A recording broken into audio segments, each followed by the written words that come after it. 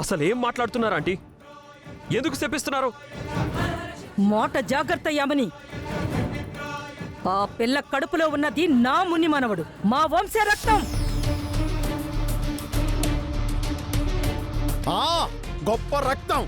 మీ మనవడు దేశాన్ని ఉద్ధరించాడు, మీ ముని మనవడు ఈ ప్రపంచాన్ని ఉద్ధరిస్తాడు. మాట్లాడితే వంశం రక్తం అంటూ గొప్పలు చెప్పుకోవడం కాదండి, పిల్లల్ని కూడా గొప్పగా పెంచాలి, తీర్చిదిద్దాలి.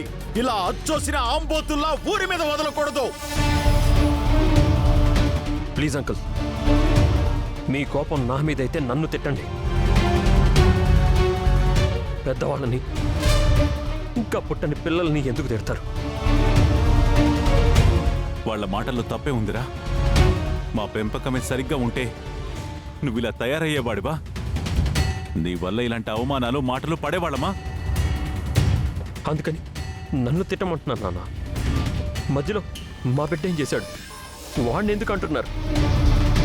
ఆ బిడ్డ వల్లే కదరా నువ్వు అదితిని వదిలేసి అహల్యను పెళ్లి చేసుకున్నావు. నీ మీదే ఆశలు పెట్టుకున్న అదితి పెళ్లి చేసుకోకుండా ఏడుస్తుంది. నీ చెల్లికి అలా జరిగితే నువ్వు ఊరుకుంటావా?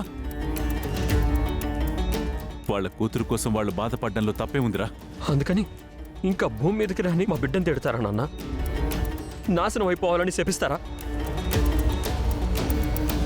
తప్పు జరిగింది నా వల్ల నాన్న. అదితిని మోసం చేసింది, తనకన్నిటికీ కారణం నేను.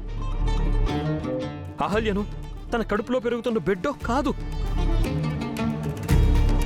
తన సమస్యకి పరిష్కారం చూపించాల్సింది కూడా నేను. ఏం పరిష్కారం చూపిస్తావురా నువ్వు?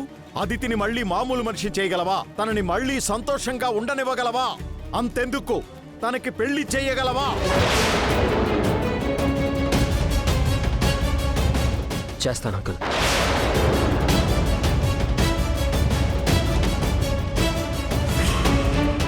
నా చేతులతో అదితి పెళ్లి చేసి తనని మళ్ళీ మామూలు మనిషిని చేస్తాను.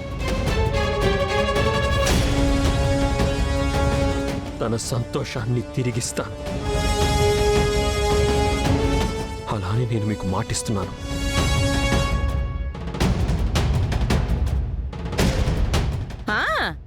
మీ నాన్న కూడా మాటిచ్చాడు, తన పెళ్లి చేస్తాను అని, తన సంతోషాన్ని చూస్తాను అని. కానీ ఏమైంది? చచ్చిన వాడితో నా కూతురు పెళ్లి చేయాలనుకున్నాడు.